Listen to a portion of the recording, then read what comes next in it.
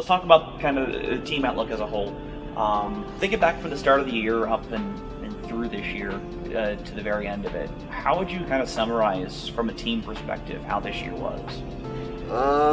I think honestly it was a tale of two teams. It kind of felt like this year.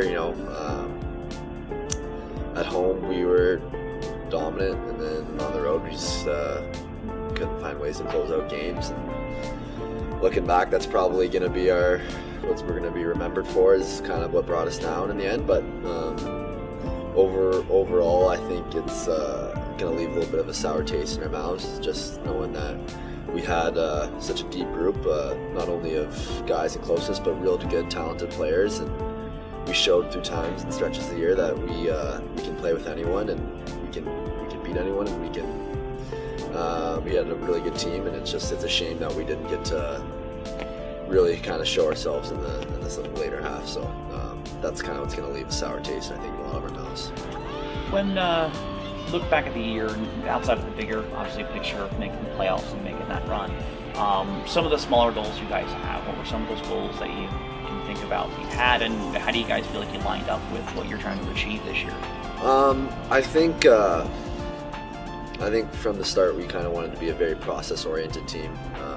We had a younger group, and we knew there was going to be bumps in the road, but if we didn't really focus on end results so much and just focus more on the process of playing the right way, playing Steelhead's identity, I thought the wins would take care of themselves, and it did for the most part.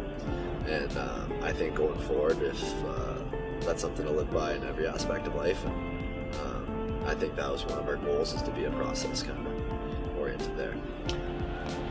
This is your first time playing in Boise this year. Yeah. What was it like from a playing standpoint to in what this city provides in the community toward the team?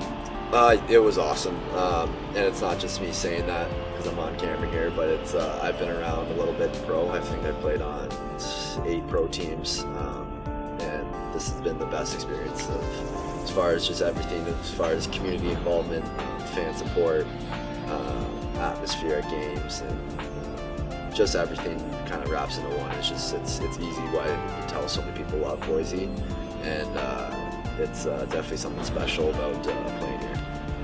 You mentioned kind of the hops and skips that you've had through your pro career so far, but I know you battled some injuries this year, but still, statistically speaking, you still had a really strong kind of breakout year. What was kind of the big difference for you individually to have some of that success for you, even through battling a turbulent season? I think a lot of it is opportunity, and then a lot of it's just taking advantage of being in the right place at the right time. And obviously I was put into a good position here and played with a lot of good players this year, so definitely made the game a lot easier. And yeah. With your experience of playing with a lot of different places, not from a fan perspective, but from a culture perspective, how does playing with the Steelheads differ from that of other locker rooms that you've had so far in your pro career? I think, well, one thing, hockey was a lot of fun here, and I think you said not to bring kind of the atmosphere into it, but I think that kind of speaks to it. Guys love playing here, and I think a big factor in that is because they enjoy playing on home ice here. And I think that definitely speaks to the culture, and that kind of seeps into everything. Have you thought about kind of what you're going to be doing in the next couple of weeks, month or two, as you kind of lead into the off season? I always take a week or so to unwind a little bit, just kind of hang out with the guys. It's tough to really recap so close to the end, but I definitely get a little antsy, and then it's kind of a week or two get in, and I'm ready to start and get back into the gym again and start to training. And that's definitely something I enjoy and look forward to doing, but definitely need that kind of week or two to